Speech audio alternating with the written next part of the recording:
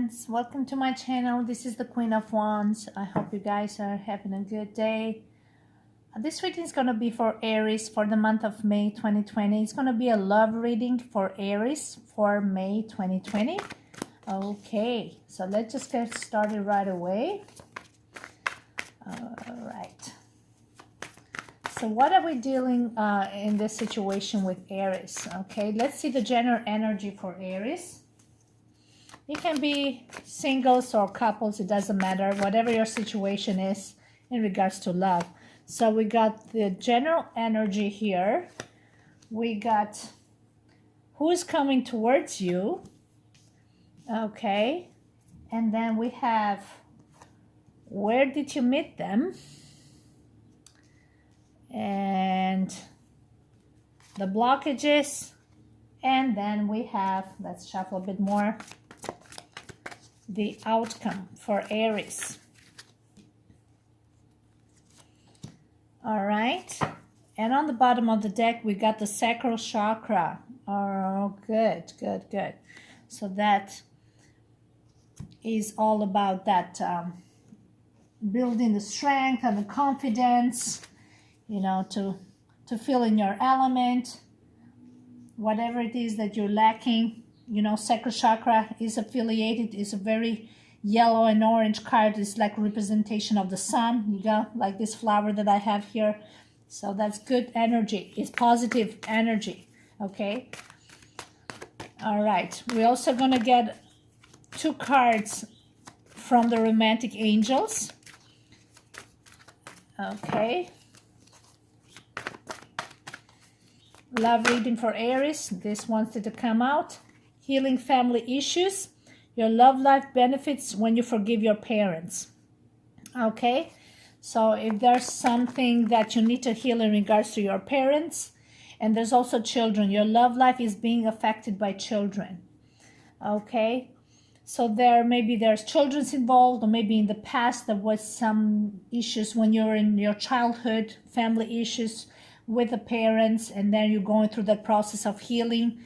And then as long as you recognize them, in the bottom of the deck, we have heart-to-heart conversations. So maybe this is a situation that you feel like you want to open and discuss it openly with a parent, or maybe just confronting this situation with someone and discussing it, and that what was this situation, how did that happen, and you know, and making peace with that.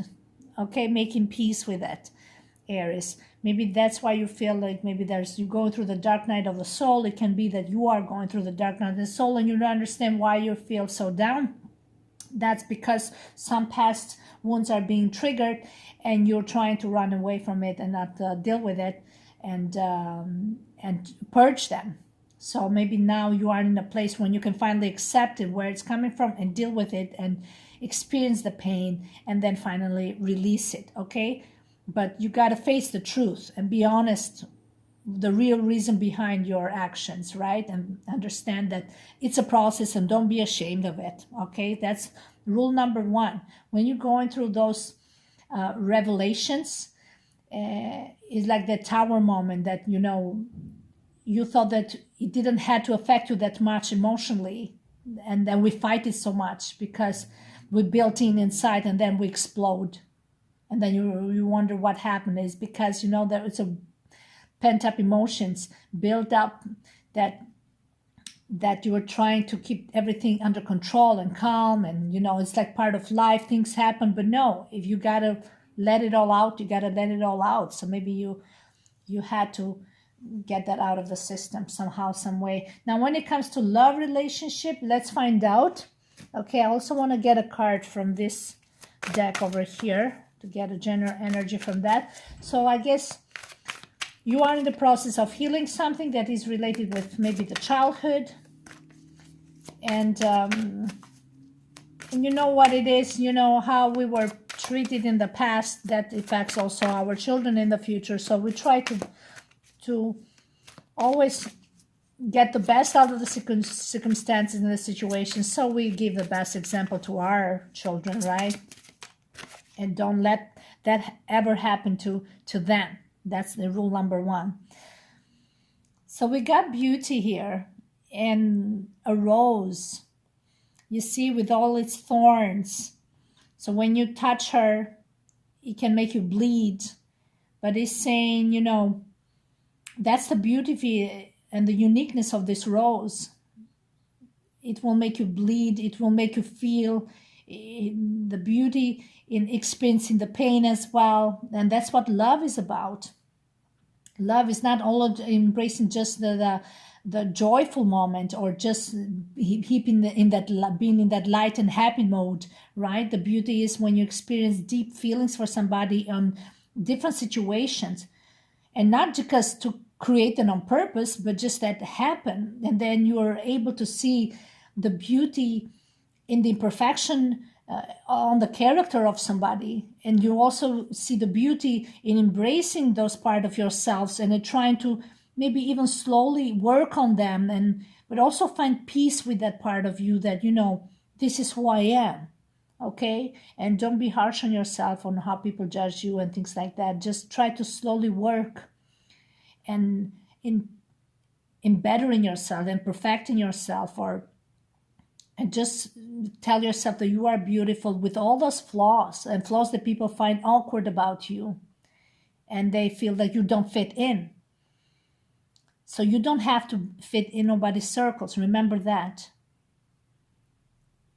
It's funny how people, the rose with all the thorns, for some reason people still, they want to get that rose though, even though it's so hard to get her, because she's unpredictable. She can pinch you, she can hurt you, but they love the fact that it's so hard to get her. She's not easy.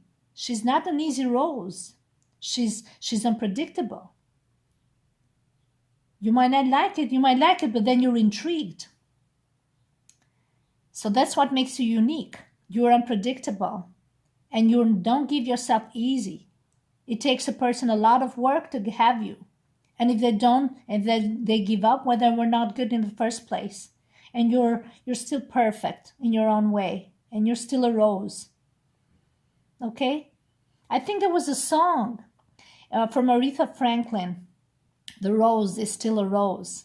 Not that I'm thinking about it. I don't remember the lyrics very well, but I think it's about don't give yourself that easily. It's about know your worth, okay? And pick your battles carefully, and know who you give your rose to. Yeah. That's what it is. Okay. So let's get back to this. Sorry, we're already 8 minutes in. So the general energy, oh wow, we got the sacrifice card here. It's about surrenderance. It's about awakening. Like I said, somebody probably has gone through some deep dark night of the soul, some deep revelations about themselves here that hasn't been easy to work on.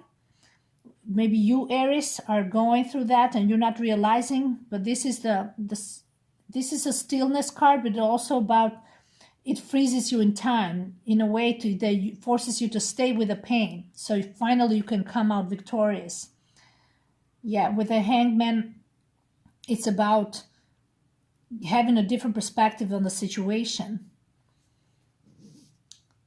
Okay, maybe you bet somebody that really turned your world upside down. And you thought that you were, when you're molded in a certain way, you get things your way, and then you meet somebody, just that you become a different person, completely transformed. That's how they make you feel. And there's no way, you cannot go back to the way you were. That's the thing with it. Can you clarify, please, angels, why is the Hangman there? What they need to work on it to heal on? I know I see the family issues here. That's something they need to work on. But what is in relation to this person? Let's get this. Yeah, emotional loss. You're keeping your heart close to your chest. You don't want to feel. You don't want to feel the pain. So being careful. Maybe there were some major heartbreaks in the past. It can be a relationship, or it can be like partnership, partner, or a parent. It can be anything. So you don't fully open your heart. You're a bit cautious here. But somebody is shaking your foundation here, so you're finding it hard to control.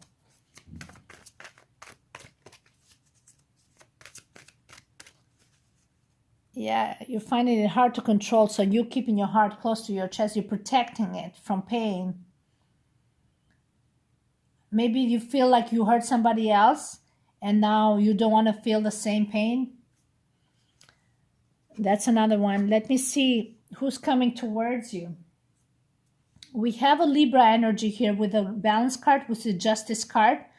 Towards you is coming someone with number 11. He can be a twin flame connection here. Somebody who is very fair. It's a beautiful person with a beautiful soul, very, and also romantic because ruled by Venus. Person that takes care of themselves, of their body, they have certain beauty around them. But also person that they are fair in their approach to the situations. They don't expect to be always right. They are a person that recognize their flaws of themselves and also of others. And maybe you never met. And it's funny because Libra is on the opposite side of Aries. So it's like mirroring effect. It's the two personalities. You're more fiery because they're Mars in your chart. And this person taught you the power of balance. Okay, maybe your things always had your things your way here with a hangman, but they showed you that it's the sense of humbleness, that it's okay to accept and recognize other people's perspective and learn from that. It's okay to do that without feeling like your ego is being bruised. Yeah, there's this sense like for every situation, it's like your ego is being bruised and you're going to show some sort of weakness. There's no weakness in showing vulnerability. There's no weakness recognizing that sometimes you're wrong and sometimes you're right. Sometimes you both have wrong and rights in your ideas. You don't have to compile and agree with them, but you have to respect their opinion, right? That's the part of person. What else can you tell us about this person that is coming in? What are they bringing in this connection? What are they bringing?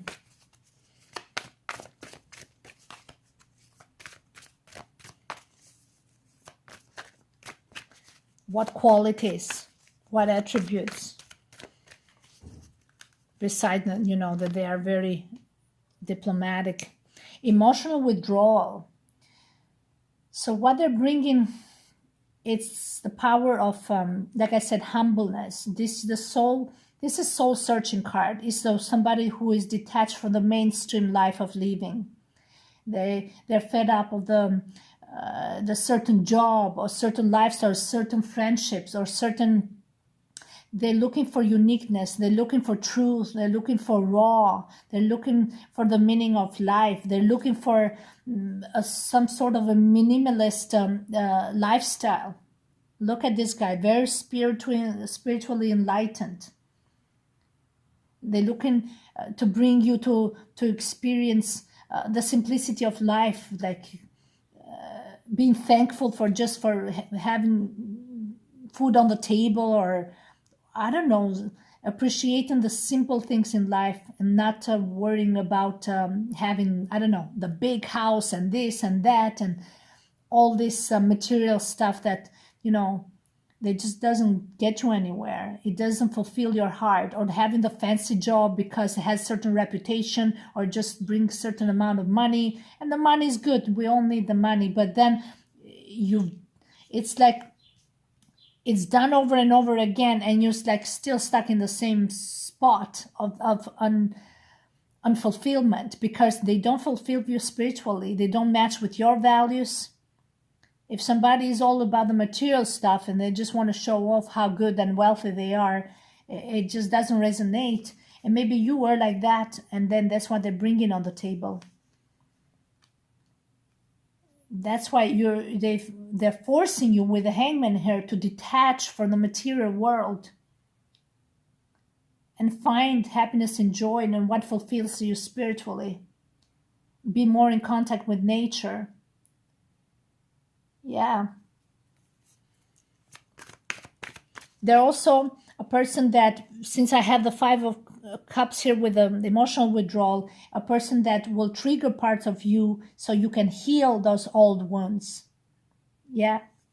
Because the Eight of Cups has that element of surrenderance, or of yeah, like the Hangman here, like giving up, in the sense that, accepting the situation for what it is, and not having expectations, or losing something in order to win.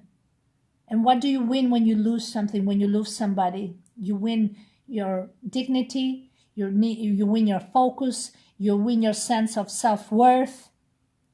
The list is long when you start focusing your attention on yourself.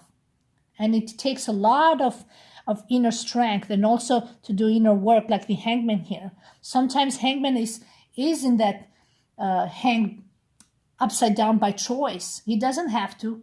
He can distract himself and proceed in the slum, or entertaining themselves, or whatever they're doing. But they're looking for a deeper meaning of their life. They've done the life of the entertainment. They've done the life of the distraction. They've done the life of pretending that is going to fulfill you and bring happiness. They'd rather keep themselves hanging upside down, because that's how they get enlightenment. They think, okay, oh my God, I'm looking for something deep. And the person that you're going to meet has these qualities. Just give me one sec. So yeah, that's the type of person that you're meeting. And where are you going to meet them? Oh, wow. This is the same like I got for Gemini. This is online distance. This is the Six of Swords, which can be also abroad. Maybe you met them in another country. You were traveling somewhere. I don't know, in a train, in a boat or something, or just somewhere far. It can be that you're traveling somewhere, or maybe just long distance connection online, something online. That's where you met them, or maybe you're gonna meet them, or maybe you met them and now you want to see how that develops with them. So let me see a bit more about this. This person, it can be a female, it can be a Taurus, it can be a mother. We have the Empress energy here. It can be a mother figure, it can be earthy element, it can be like the whole package. This is the Empress, usually see like the whole package. So she's the businesswoman, she's the mother, she's the nurturing, she is caring, she is the artist, she is very creative. Number 3 is about creativity. Number 6 is about public services. She serves to the community. She does charity work. 3 and 6 is about charity work, helping the others, speaking from the heart, comforting the others, sharing their pains with the others, yeah, things like that. That's why they know what pain is about. The Empress takes nothing for granted. She worked a lot to get where she is, to feel the Empress of her own throne, the boss of her own making. Okay? Yeah, that's why you Aries, you have a certain attitude towards life and towards love without jeopardizing your ego, on your self-image. But when you meet this person, they are very compassionate. They got the Venus in Libra here and the Venus in Empress here. So there's a lot of love from this person. They have no bad intentions here. They just know what it's like to experience pain. They've been there, but they also mastered how to deal with it. So they are giving you the gift of embracing that and releasing it, and be okay that some days you're not okay. Because sometimes that's a sense of embarrassment here with Aries. they like to hide how they feel, right? They hide because I'm an Aries. I'm supposed to be like the emperor, strong and full of fire. And no, it's okay to know that you're not okay some days. And this Empress is going to help you let those guards down and just embrace this side of yourself. Okay? So let me see here. General attitude, how did you meet them? And that's the blockage here. I don't know why I opened this last one. Let's put this back here. That's the blockage, which is the Seven of Pentacles. Okay? Which is the blockage. So let me see. Can you clarify? The last card was the Seven of Wands. Let me clarify this blockage at the Seven of Pentacles. This is a card of patience. Maybe there's a sense of urgency or being impatient of the outcome. Okay. Can you clarify, please, angels, what is this Seven of Pentacles here? We got the World card. So this is, we got the Jupiter here. This is not the World. This is the Wheel of Fortune. So this is about also, this is not the right timing. Whatever you expect to come and to happen towards this person, or is this situation between the two of you, is going to take some time. Okay? With a 7, it could be 7 weeks, 7 months, 7 years. Okay? I always think of that word, Rome wasn't built in another day, every time I see this. So it requires patience. The blockage is that maybe somebody's impatient for the outcome. Somebody has no time. Maybe, you're getting old, who knows, and you got no time. So you're restless, you're impatient. But the situation is said, the world, the Wheel of Fortune is said in divine timing. The wheel is going to turn exactly in divine timing when it's supposed to be. And you two are going to make this connection happen, whatever it is. Maybe get closer, but like I said, in divine timing, because other things that needs to be dealt with here that should not be ignored. That's the outcome. We got the heart chakra. Oh my God. So this is love. We got the 4th house of Cancer here. So that's about building, having a home in your heart. You see the heart chakra here. A lot of heart element here. So you're really being tapping into your intuition and to your emotions. You're being forced to feel your emotions right now. And this is saying that it takes time. So there's no rush to get anywhere. Just focus on yourself. And even this person is forcing you to focus on yourself to better yourself. With the Hangman here, it's like stay there and work on yourself, and you're going to come out triumphant. Okay, can you clarify the outcome for us, please?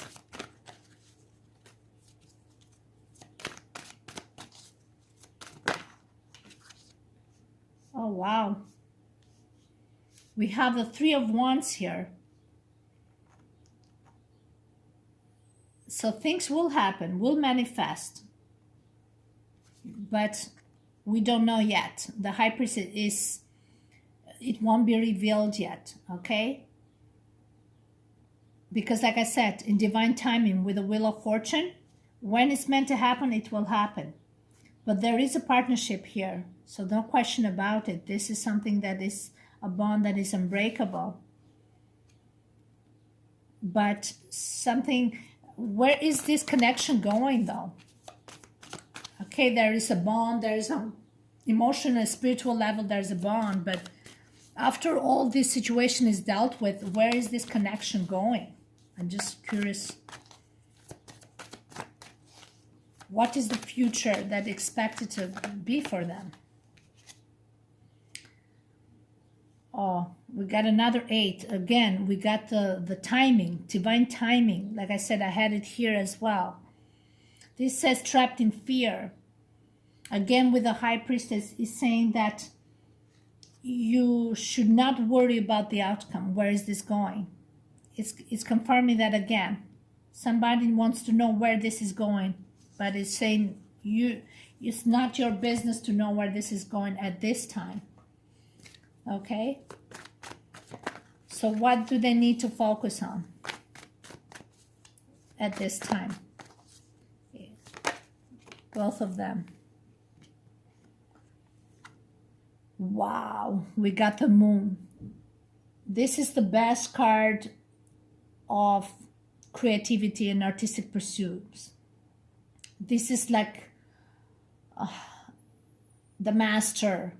You know, like those master classes, and you got a teacher and you got somebody so wise, and this is says focus your energy on something very deep and spiritual, or anything that exploits your creative potential.